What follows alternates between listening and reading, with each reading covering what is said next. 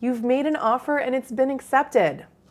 Go ahead and cue the confetti. Now, while it'll be a few more days until you can move in, you are well on your way to closing the deal on your new home sweet home. Hey, I'm Matthias with eXp Realty here in Spokane, Washington. And today in our 90 Day to Homeowner Challenge, I'm gonna give you a rundown on what happens after you make an offer and your new home is under contract. So grab a beverage, kick up your feet, and let's chat about what's coming up next in your home buying journey. When you and your agent wrote your amazing offer, you know there were several contingencies like the home inspection, title review, financing, things like that. I like to tell my clients that the first few days of your home sale is busy.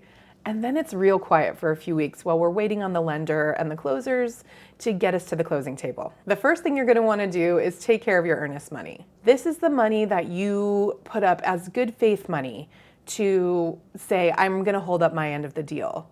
Now, if you default on the contract, this money will go back to the seller. You're also gonna wanna connect with your mortgage lender right away to firm up any financing details and make sure you lock in your interest rate. You wanna make sure that you're prompt with any requests for documentation so you don't slow your lender down. Next, you're gonna conduct the home inspections, and based on the inspection reports that you get, you and your agent will decide, do we need to negotiate any repairs or price reductions with the seller? This is also one of the opportunities to walk away if you discover something from the inspection that's a deal breaker for you. Okay, let's talk about title.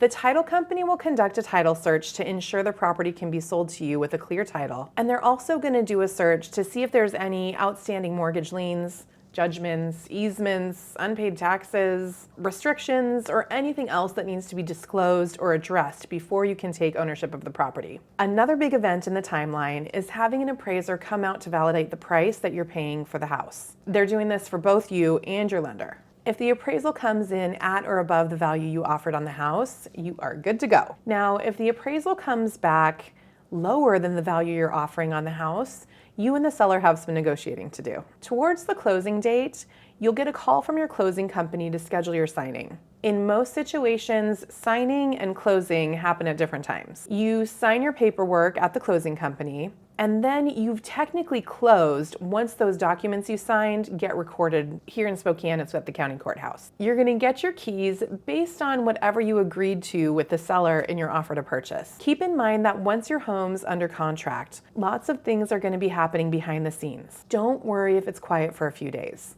People are hustling to get everything just right for your closing. Of course, as questions come up, talk to your realtor. He or she is your advocate every step of the way. Have you been thinking about buying or selling? Shoot me a message and let's connect.